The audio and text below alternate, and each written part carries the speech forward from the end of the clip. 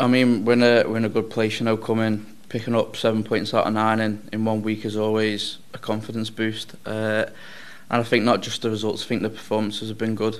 And yeah, I think we're in a good place and ready for tomorrow.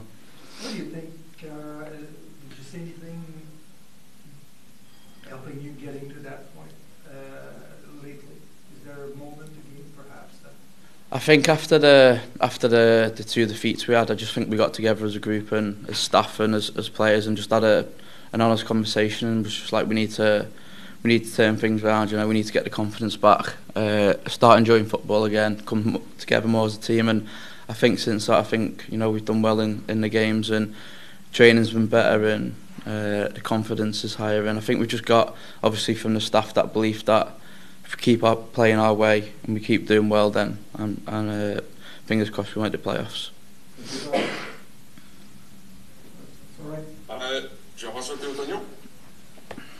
Hi Tom, thanks for doing this. It's a bit of the same question, but the results were tough when you arrived. You know, the 2 big defeats there.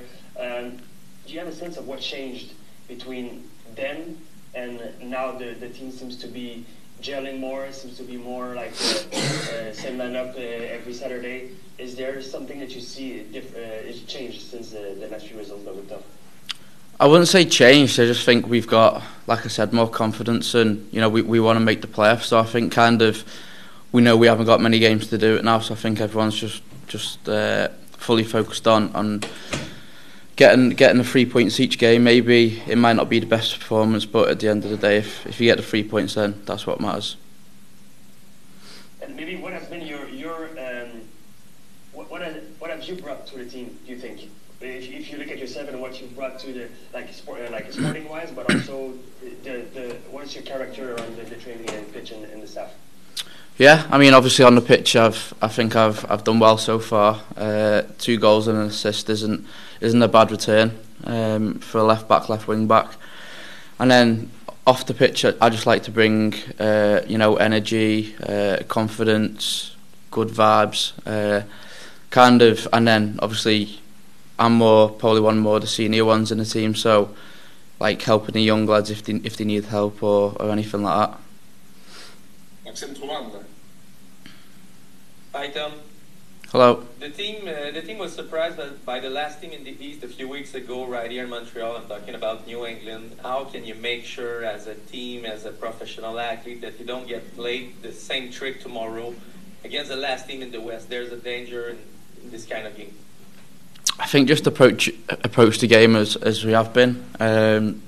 Obviously, that New England game at home wasn't what anyone wanted. And that was a bad performance on our behalf, which we spoke about. But you know, we're going into tomorrow off the back of good results with a lot of confidence and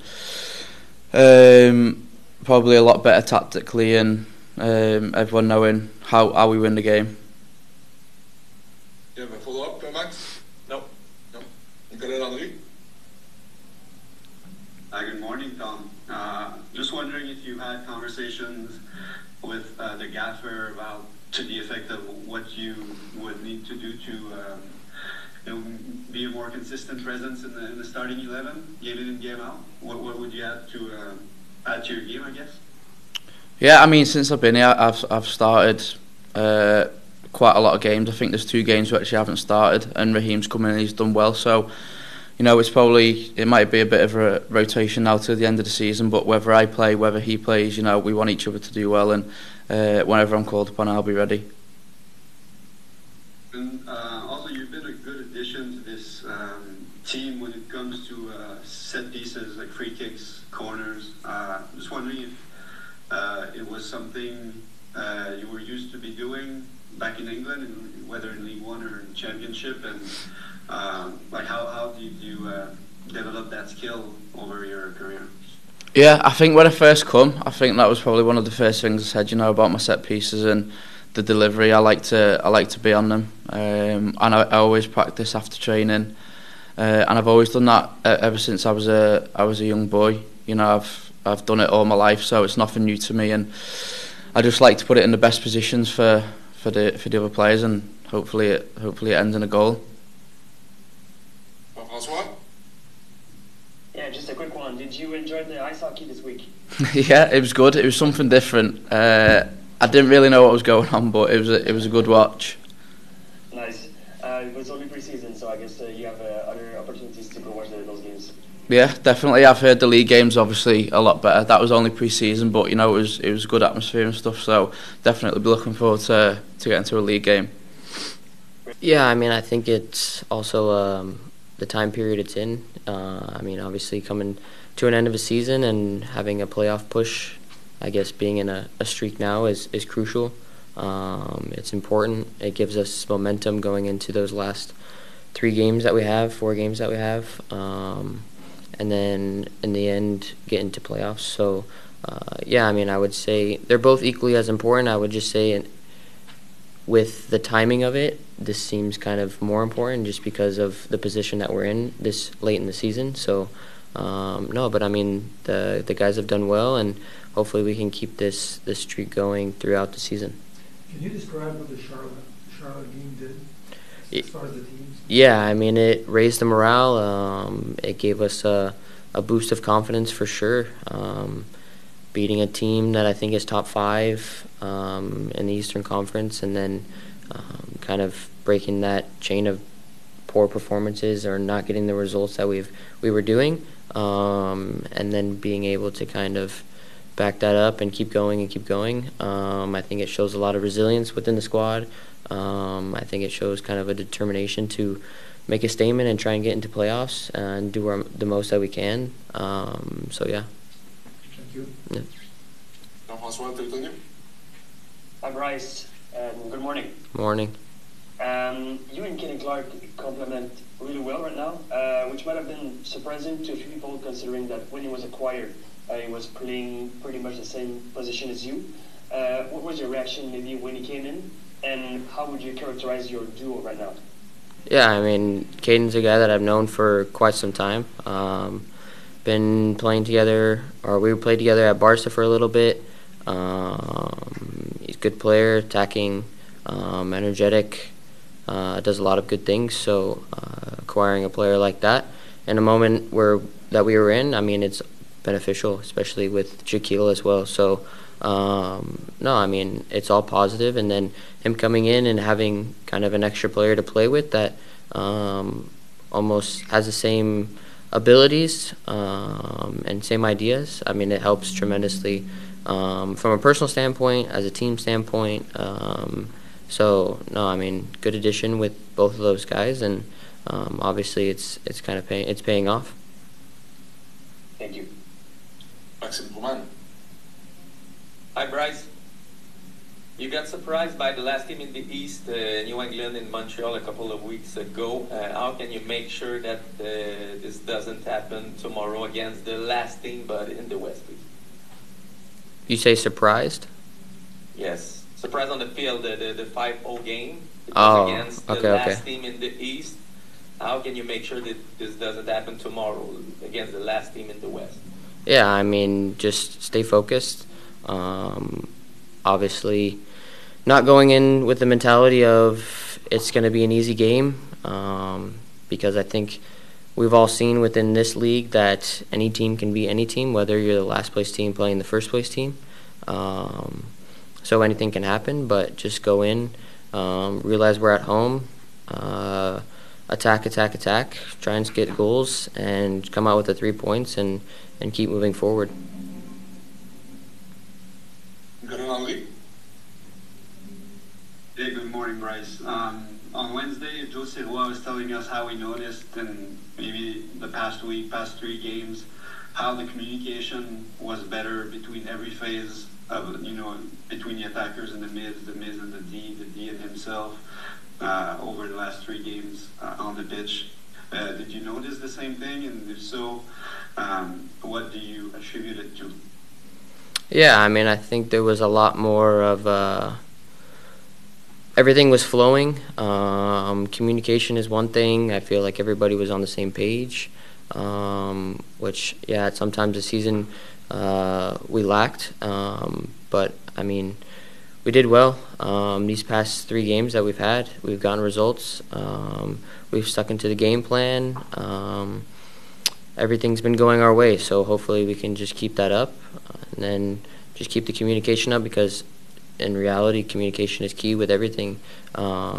Connects your back line to your front line. The midfield connects between both. So communication just helps everybody, and then just keep going. Maxime? Yes, the last one. We talk a lot about the CF Montreal right now, but there will be two teams on the pitch tomorrow. What can you tell us about the San Jose Earthquakes? They're eliminated. What kind of team or what kind of game do you expect tomorrow? Yeah, I mean, I haven't really watched much of them, to be honest. Just know that they're having a tough season. So, I mean, they could come out and try and prove a point like any of those guys that are in the bottom of the league are. So it could be up in the air. It could go both ways. So I guess we'll have to just focus on ourselves, be prepared for the match, and just see what happens. Ouais, le contexte c'est toujours important, et d'avoir été capable de rebondir entre guillemets comme les gars l'ont fait après les déconvenus qu'on a subis, c'est très fort. Donc des fois on fait des choses surprenantes, décevantes, alors que c'est tout à notre portée. Et des fois, il m'épate vraiment dans la résilience et la qualité et l'esprit de compétition. Donc, on alterne un peu les deux. On espère continuer sur la dernière vague. La victoire contre Charlotte, jusqu'à quel point cette victoire-là, qui était la première de votre séquence de trois, à quel point elle a peut-être justement changé l'esprit général des joueurs au niveau du mental? On va dire, c'est plutôt la dernière en date parce que on sait qu'on est capable, donc on se l'est rappelé encore une fois. Après, on a fait preuve de solidarité et de qualité pour égaliser à New England, mais notre challenge, c'est de répéter. Donc on sait qu'on peut le faire ponctuellement contre n'importe qui. Et à cette époque, c'était une des meilleures défenses de la Ligue. Ça l'est toujours, j'imagine. Mais je veux dire, c'était vraiment un solide compétiteur de l'Est. Mais on se challenge à l'intérieur en disant est-ce que tu peux répéter, être consistant? C'est la plus dure chose dans le foot. Donc, on continue ici avec Nicolas Landry. Bonjour Laurent. Bonjour.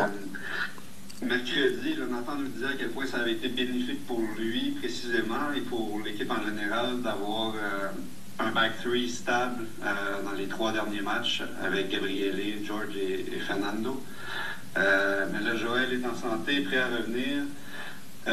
D'un point de vue général, comment on gère le retour d'un joueur important comme ça quand l'équipe a bien fait en son absence? Et puis, dans le cas qui nous concerne précisément, comment vous entendez réintégrer Joel dans la formation? C'est les bons problèmes. Stabilité, mais stabilité dans la performance, pas parce que tu es contraint de le faire. Et puis d'avoir des options de gars importants qui reviennent à leur meilleur niveau et healthy, c'est des bons problèmes à avoir. Donc ce sera une option comme une autre. Et puis faut avoir en tête qu'on a aussi un quick turnaround avec Atlanta et Charlotte, les deux en déplacement, les deux sur du turf. Donc c'est des bons problèmes. Et puis après c'est à moi de gérer. Maxime Trouban? Salut Laurent. Salut. Tu reçois les Earthquakes demain qui sont derniers dans l'Ouest. C'est la première équipe éliminée cette année en MLS. On a en mémoire la visite de New England il y a quelques semaines qui était dernier dans l'Est puis qui est venu surprendre le CF Montréal 5-0 à domicile.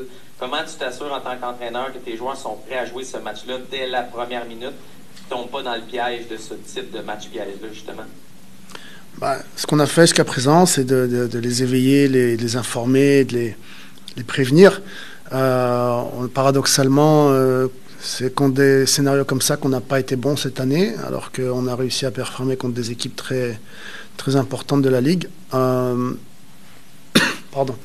Ouais, on va bien mettre le point là-dessus et nous alerter sur l'importance et attention, là il y a de la qualité, il y a beaucoup de qualité dans cette équipe et en plus ils n'ont plus rien à perdre, donc c'est très dangereux. Jean-François Théotonio.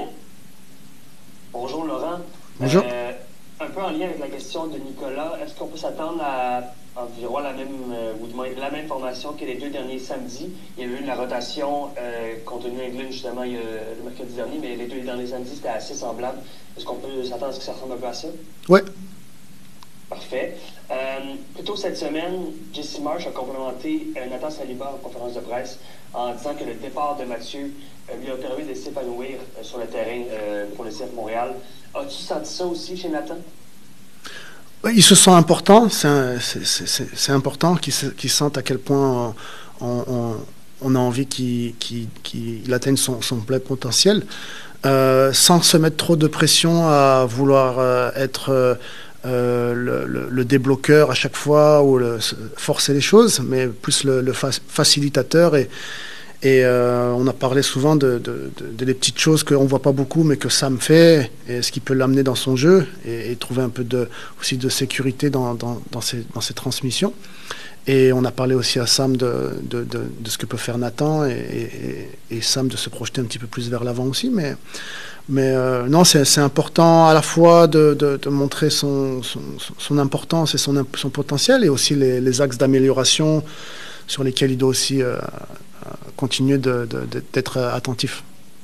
Je ne vais pas faire un amalgame boiteux, mais est-ce que le départ de Mathieu Choinière, qui concorde un peu avec la séquence actuelle, est-ce que ça a été, est-ce que c'était une distraction pour l'équipe de 1 et de 2, est-ce que ça a aidé l'équipe maintenant qu'il est parti de pouvoir se concentrer sur le défi actuel qui est de faire les séries? Oh, je sais pas, tout le monde sait comment Mathieu était important pour nous, que ce soit sur les performances, dans le locker room et sa joie de s'entraîner, parce qu'il aime juste s'entraîner, c'est communicatif. Après, j'irai pas jusqu'à là. Il y a les joueurs au final, ils veulent saisir leur opportunité et c'est pas forcément lié à Mathieu. C'est juste que chacun a envie de se faire, on va dire, voir à son meilleur jour et on est content pour Mathieu et c'est on va dire l'histoire rêvée d'un joueur de l'académie qui vient de sa propre ville et tant mieux pour lui et nous on regarde aussi vers l'avant. Maxime? Oui, Laurent, on aime toujours mieux parler des joueurs qui jouent, mais il y en a aussi qui ne jouent pas. Puis Sun aussi, qui est encore le meilleur buteur de l'équipe, était sur le banc dans les 4 derniers matchs, il n'est pas rentré. Il n'a pas eu de départ en MLS depuis le 3 juillet face à NYCFC. Qu'est-ce que Sun aussi fait ou ne fait pas pour avoir ta confiance? En tout cas, dernièrement, ces dernières semaines, dans l'intensité des courses et on va dire la capacité à combiner avec les autres, il y a beaucoup de mieux. Et puis, il faut qu'on arrive à trouver une façon de trouver un peu plus de continuité dans ses actions et pas juste une action et 2 temps de repos. Donc, beaucoup de qualité pour un joueur qui est encore très jeune. Mais on attend de lui beaucoup de choses et puis il y a des gars qui performent bien en ce moment. Nicolas? Oui, Laurent, la construction offensive passait beaucoup par la droite quand Juan était encore ici. Je suis juste curieux d'avoir votre appréciation générale sur la contribution, l'apport de Jack Hill depuis dans les quelques matchs qu'il a eu le temps de jouer depuis son acquisition. Comment ça se passe, son intégration, puis sa contribution à sa position? Ah non, c'est beaucoup d'axes d'amélioration, notamment dans son alignement. Mais on a tous vu sa capacité à couvrir et à faire des courses de retour assez impressionnantes. Donc l'espace derrière défend mieux et il est très bon pour la capacité à aller vers l'avant. Il doit trouver des façons de connecter plus ses centres et de terminer ses actions, mais c'est très encourageant. Ouais. Maxime? Oui, dernière question pour moi.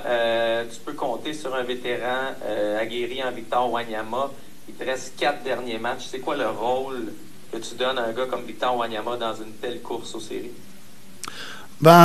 Toujours guider les plus jeunes, montrer dans son approche de l'entraînement et du métier les raisons pourquoi il a une carrière différente des autres. Et même si le coach ne lui donne pas nécessairement le temps de jeu lié à ses qualités et sa carrière, de continuer à faire ce qu'il fait avec nous, qui est un leader pour les jeunes, pour le groupe, et puis il a des choses qu'il fait différemment, et c'est pour ça qu'il a la carrière qu'il a, et voilà. On a une dernière question, je pense, de Jean-François. Oui, une petite dernière, aussi une petite précision. Ma question tantôt sur Mathieu, c'était moins sur Mathieu que sur votre groupe. Je ne sais pas, je vais pas te relancer encore sur Mathieu Chouinard qui ne fait plus partie de l'équipe, donc c'est correct. Mais par rapport à Bryce Duke et Kevin Clark, qui est un duo qui fonctionne bien pour vous présentement, en fait, parlez-moi un peu de leur duo au milieu de terrain. Au début, on aurait pu croire que Kevin Clark allait venir peut-être se mettre au-dessus de Bryce dans la hiérarchie des milieux de terrain, peut-être vu que c'est un nouveau joueur dont on venait de faire l'acquisition. Et maintenant, les deux jouent bien ensemble. Peut-être juste me parler de ce duo-là à l'attaque pour vous. C'est des...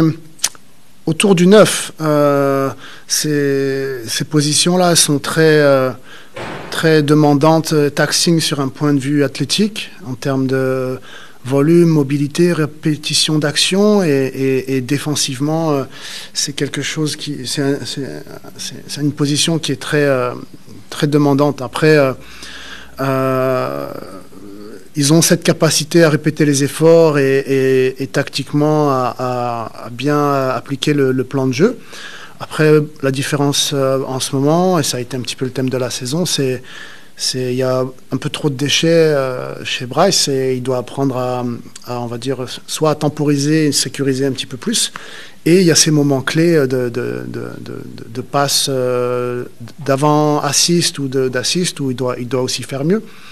Mais rien que leur capacité à répéter et être intense dans leurs efforts vers l'avant et vers l'arrière, c'est déjà très, très important pour nous.